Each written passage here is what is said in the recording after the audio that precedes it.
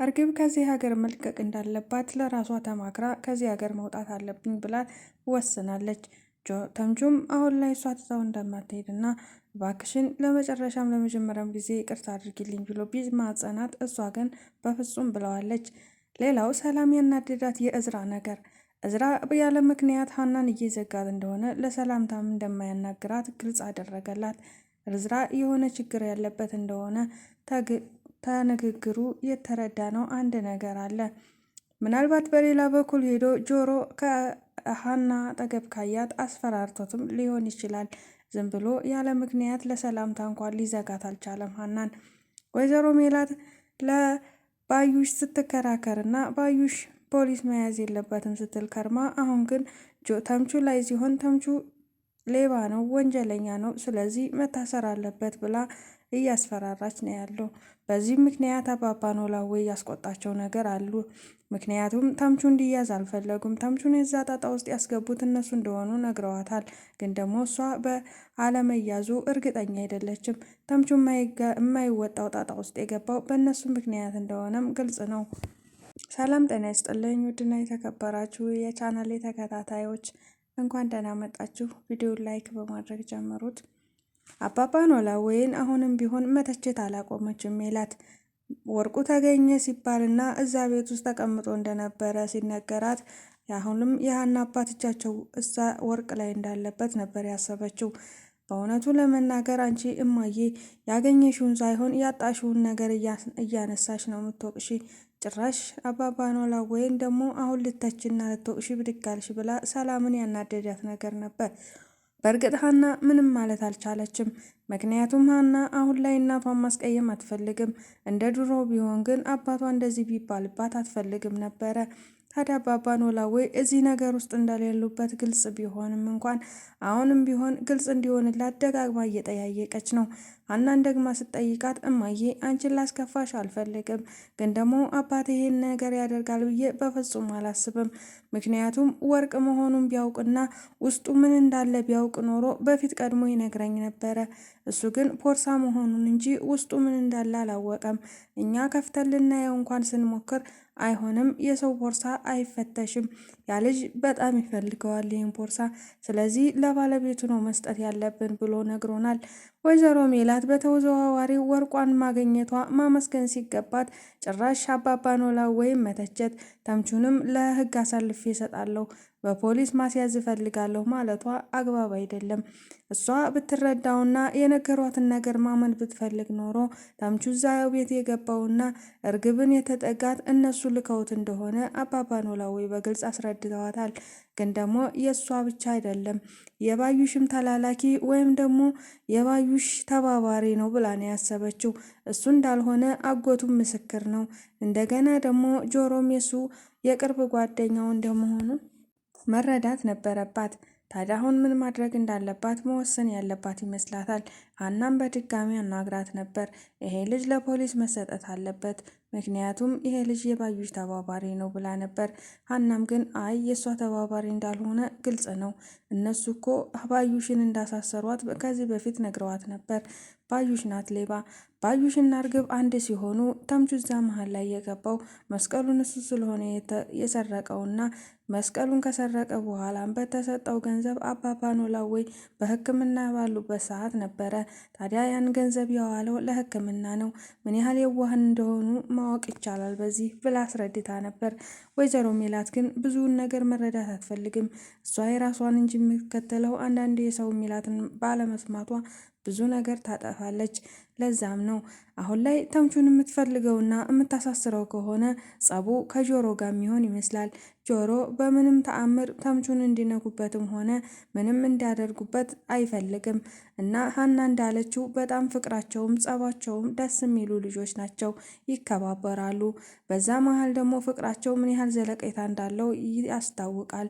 ከዚህ በፊት ተምቹን አጎቱ ሲለምነው አሜሪካ ልውሰድህ እያለ እንደዛ ሲማጸነው አሜሪካ ስንቱ ሰው መሄድ እየፈለገ ግን ደግሞ የሚወስደው ሰው ወይም ደግሞ የሚያስፈልገው ሰው እዛ እንሂድ ልውሰድህ የሚለው ሰው አጥቶ እያለ ካለ ተምቹ ግን ብዙ ነገር ተመቻችቶለት እሱ ግን ምንም ቢሆን ጓደኛዬ ነው፣ አብሮ አደጌ ነው። ስንቸገርም ስናዝንም ስንደሰትም አብረን ነው። ስለዚህ በታሪክ ጆሮን ትቼ ከዚህ ሀገር አልሄድም ብሎ እምቢ ብሎታል። ታዲያ ይህ ሁሉ የእሱን ፍቅር መግለጫና ከጆሮና ተምቹ ምን ያህል ርቀት እንደሚጓዙ ማወቅ ይቻላል።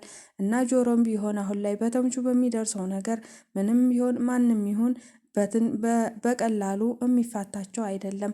ከዚህ በፊት በሀና ጉዳይ እንኳን መጥቶበት ከባድ ችግር እያሳለፉ እያሉ ተምቹና ጆሮ ቢጋጩም ቢጣሉም ግን ደግሞ ተምቹ ለጆሮ ብሎ እንደሆነ ይህን ሁሉ ርቀት የተጓዘው ግልጽ ነው። ምክንያቱም መስቀሉን እሱም ቢሰርቀውም እንኳን ደግሞም የሀናን እውነት ለማውጣት ምን ያህል እንደታገለ አይተናል። ከዚህ በኋላ ጆሮም ሆነ ተምቹ አይለያዩም። ግን ጆሮ አሁን ላይ በጣም ከባድ ችግር ውስጥ ነው። እሱ እዝራ ጋር ያለውን ቁርኝነት አልተወውም። እዝራን እያስፈራራውና ሀና አጠገብ እንዳይቆም አድርጎታል። እዝራም አሁን ላይ ከሀና ጋር ያለ ምክንያት ሊርቃት አልቻለም። ሀናም የእዝራ ድንገት ተነስቶ መራቆ አሳስቧታል። ለምንድን ነው እዝራ ድንገት እንደዚህ ሊለኝ የቻለው? ደግሞም ፍቅር የሚለውን ነገር ትቶ ለምን በጓደኝነት አንዘልቅም? ለምን እህትና ወንድም ሆነን አብረን አንቀጥለም? የሚለው ነገር አሳስቧታል። ይህ ብቻ አይደለም፣ እዝራ እንደ አጋጣሚ ቀርቧት እንደ አጋጣሚ ሲርቃት በጣም አሳስቧታል። ለምን የሚለው ጥያቄ ቢፈጥርባትም እዝራ ግን የራሱ ትልቅ ምክንያት አቅርቦላት ነበር። ምክንያቱም እኔ መጎዳት አልፈልግም፣ እየወደድኩሽ ነው፣ ደግሞም እንደማፈቅርሽ እርግጠኛ ነኝ። ስለዚህ የማፈቅረውን ሰው ደግሞ በቀላሉ ማጣት አልፈልግም። ለዛም ነው እኔና አንቺ መራራቅ አለብን ብዬ የወሰንኩት ብሎ ይህን ምክንያት ነው የተወላት። ግን ደግሞ እዝራ ምክንያቱ ይህ አይደለም። ምናልባት ጆሮ ሲያየውና በሰዓቱ ከእሷ ጋር ያለውን ቅርርብነት ስላየ ጆሮ አስፈራርቶታል፣ ወይም ደግሞ ሌላ ሰው በሱ ምክንያት እንዲያስፈራራው አድርጓል ማለት ነው። ሀና ግን አሁንም ቢሆን ማሰቧንና እንቅልፍ ማጣቷን በሱ ምክንያት ምግብ አለመብላቷን ሰላም ብቻ ናት ትኩረት ሰጥታ ያየቻት። ሰላምን በተደጋጋሚ እንደዚህ ስታደርግ ስታያት ለምንድን ነው የምን ሆንሽ ነው? ለምንድን ነው የማተኙ? በደረቀ ሌሊት ብቻሽን የምታወሪው? ብላ በድንገት ስትጠይቃት መናገር ባትፈልግም ግን ደግሞ ነገሮች እንድትናገር አስገድደዋታል። እዝራ ነው ድንገት ተነስቶ እንደዚህ ያለኝ። በሰዓቱ አብረን እንቀጥላለን ተባብለን ቃል ተገለባብተን ነበረ እና ምርጥ ጓደኛዬም ነበር። በ3 ቀንም ቢሆን ግንኙነታችን በጣም ደስ የሚል ጊዜም እያሳለፍን ነው። ግን ደግሞ ተነመሬት ተነስቶ ዛሬ በመንገድ ላይ ሰላም እንኳን ሳይለኝ አለፈኝ በሚል ነበረ የነገረቻት። ሰላምም ይሄ ነገር ቢያናድዳትም ግን ደግሞ የሀና ሁኔታ በጓደኝነት ሳይሆን ፍቅር ይዞሻል። አዎ እዝራ የሚፈቀር አይነት ልጅ ነው። ደግሞ ይህንን ነገር ልትዋሻት ሞክሪ ብላት ነበረ። ሀና ግን አሁንም መዋሸቷን አልተወችም። ምክንያቱም እንደማትወደው ነው እያስመሰለች ያለችው። እኔ አልወደውም በፍቅር ሳይሆን ለምንድን ነው መንገድ ላይ አይቶኝ እንዳላየኝ ሊያልፈኝ ሙከራ ያደረገው በሚል እንጂ ሌላ ነገር አይደለም ብላታለች። ሀና ይሄን ነገር በመናገሯ እንድትጸጸት አላደረጋትም። ግን ደግሞ ሰላም በጣም ተናዳለች። እሰራለታለሁ እሱ ማን ስለሆነና ምን ስለሆነ ነው እህቴን እንደዚህ የሚያደርጋት ብላ አስባ ነበር። በሰዓቱ ለሀና ምንም ባለመናገሯ እዝራ ጋ ሄዳ አንተ ማን ምን ስለሆንክ ነው ሀናን እንደዚህ የምታደርጋት? በፊት አፈቅርሻለሁ እያልካት ነበር፣ አሁን ደግሞ ከመሬት ተነስተህ መንገድ ላይ ሰላም እንኳን ሳትላት ታልፋታለክ። ታዲያ ምን እያደረክ እየሆነ እየመሰለክ ነው ነበር ያለችው። ሰላም በጣም ተቻኩላና በጣም ተናዳ ነበር በሰዓቱ። እዝራም ተረጋጊና ማውራት ያለብንን ነገር ቁጭ ብለሽ እናውራ፣ አለበለዛ ግን ከዚህ ቦታ ልሄድ ነው ሲላት፣ ምንድን ነው የምታወራኝ? ለምንድን ነው ሀናን የዘጋሃት? ብላ እሷም ይሄን ነገር መናገሯን አላቆመችም። እኔ ከዚህ በፊት የፍቅር ጥያቄ አላቀረብኩላትም። ከሀና ጋር የነበረን ነገር እህትና ወንድም ሆነን አብረን ከማጥናት የዘለለ ነገርም አልነበረንም። ስለዚህ አሁን ደግሞ እየቀረብኳት ስለመጣሁኝ እና በጣም እየወደድኳት ስለመጣሁ በእሷ ፍቅር መጎዳት አልፈልግም። ምክንያቱም ሀና የምትወደድ አይነት ልጅ ናት። ስለዚህ እሷን የማላፈቅርበት አንድ ምክንያት የለብኝም። እናም ሰዎች ኩራተኛም ጥጋበኛም ቢሉኝም እኔ እንደዚ አይነት ሰው አይደለሁም።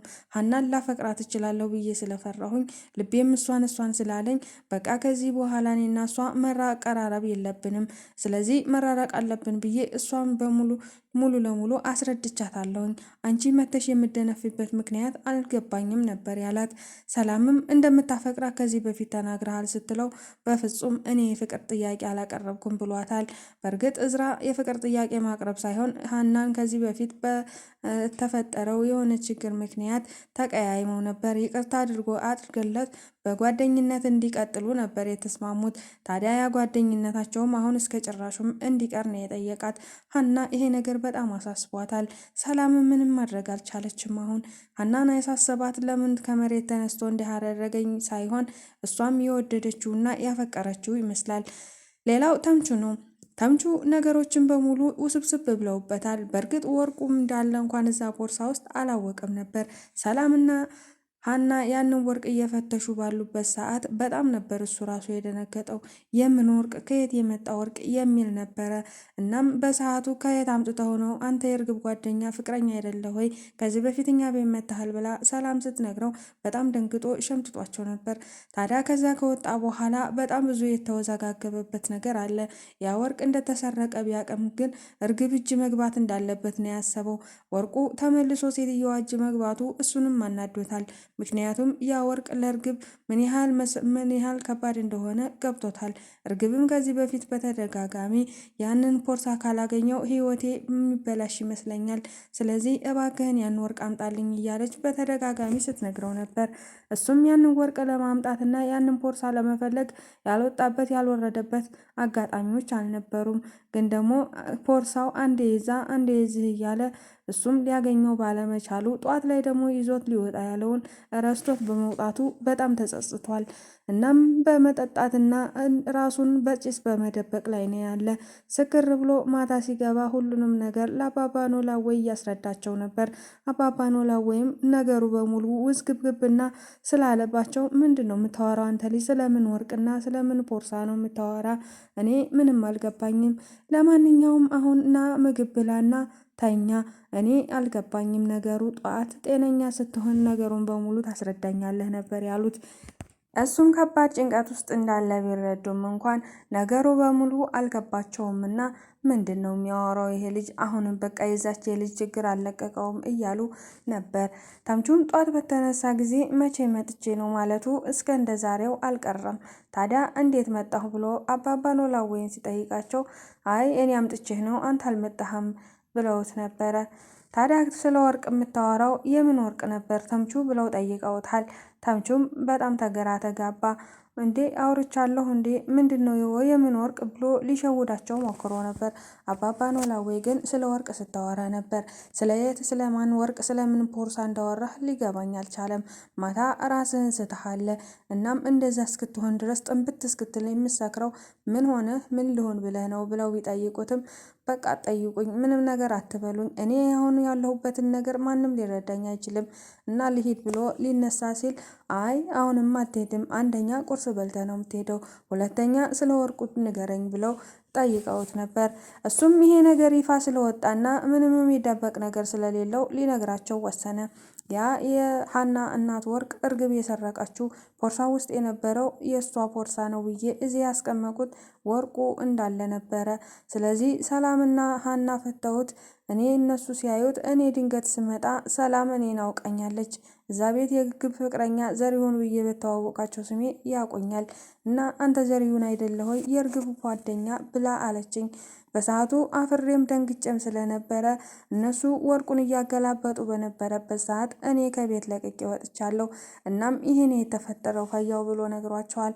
አባባ ኖላዊም ነገሩ በሙሉ ቢገርማቸውና ቢያስደነግጣቸው በጣም ነው ግራ የገባቸው። ስለዚህ እባክህን አሁን ምግብ ብላ፣ ትናንትና ምግብ ሳትበላ ጠጥተህ ነው እንደዛ ሆነክ ያደርከው፣ እኔ ስሞትልህ ብለው ከለመኑት በኋላ እሱም ምግቡን አብሮ በልቷል። ታዲያ አሁንም ወደ እርግብ ሊሄድ ነው። የቦርሳውን ነገር ሁሉንም እውነት ነግሬያት ከዚህ በኋላ ይቅርታ ካደረገችልኝ ከእሷ ጋር መቀጠል ነው የምፈልገው ብሎ ነበር። ግን ያሰበው በሙሉ አልተሳካለትም። እሱ በእውነተኛ ፍቅር ነው፣ በእውነተኛ ልቡ ነበር ያፈቀራት። እርግብ ግን በፍጹም ነገሩ በሙሉ እሷ እንዳሰበችው ስላልሄደላት እንጂ ዛሬ ላይ ተምቹን የቀረበችው በፍጹም በፊትም ተናግራለች። እሱን ልታፈቅረው እንደማትችልም ለራሷ ብዙ ጊዜ ደጋግማ ነግረዋለች። እናም ወደ እርግብ ጋር ሲሄድ ግን ምላሹ በከባዱ ነበር። እርግብ ይቅርታ አድርጊልኝ፣ ቦርሳውን አላገኘሁትም። በተዘዋዋሪ መንገድ ቦርሳው ባለቤቷ እጅ ገብቷል እና ያ ወርቅ በሙሉ ለሜላት ደርሷታል ብሎ ሲነግራት እርግብም በዛን ሰዓት ምን ማድረግ እንዳለባት አታውቅም። በእርግጥ የሆነ ነገር እጇ ላይ ወይ ስለት ወይ ሽጉጥ ቢኖር እሱን ተኩሳ ብትገለው ደስታዋ ነበረ። በጣም ነው የተናደደችው። ህይወቷ በሙሉ ጭልም ብሎባታል። አሁን ላይ ሰማይ ተደፍቶባታል። ምክንያቱም ያን ወርቅ ሸጣ የሆነ ህይወቷን ለመደላደል እና ወይ ከሀገር መውጣት ወይ ደግሞ የሆነ ቦታ ተደብቃ ጥሩ ስራ መስራት ነበር ህልሟ። አሁን ላይ ህልሟ በሰው ገንዘብ ላይ ያደረገችው ያለመችው ህልም ሁሉ እንዳይሆን ሆኖባታል። ስለዚህ ምንም ማድረግ አልቻለችም። ተምቹም በማያገባውና በማይመለከተው ነገር ውስጥ አሁን ላይ እስር ቤት ይገባል እያለች ነው ወይዘሮ ሜላት። ወይዘሮ ሜላት ተምቹን ባዩሽ ተባባሪ ነው፣ ስለዚህ እሱም መታሰር አለበት ብላ አስባለች። ተምቹም እግሯ ላይ ወድቆ እርግብን ይቅርታ አድርጊልኝ፣ ከዚህ በኋላ በቃ እውነቱን ሁሉ ልንገርሽ እና አብረን እንሆን እና የፈለግሽውን ነገር ላደርግልሽ ዝግጁ ነኝ። እባክሽን እርግብ፣ እኔ እውነቴን ነው ያፈቀርኩሽ። ፍቅር ኃያል ነው። ከዚህ በላይ ምንም ልልሽ አልፈልግም።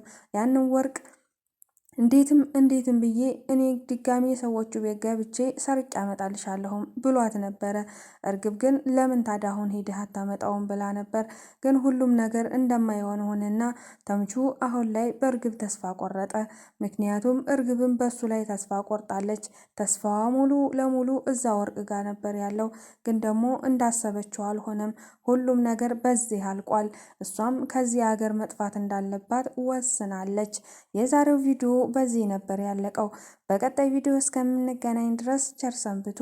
ስለምትከታተሉኝ ከልብ አመሰግናለሁ።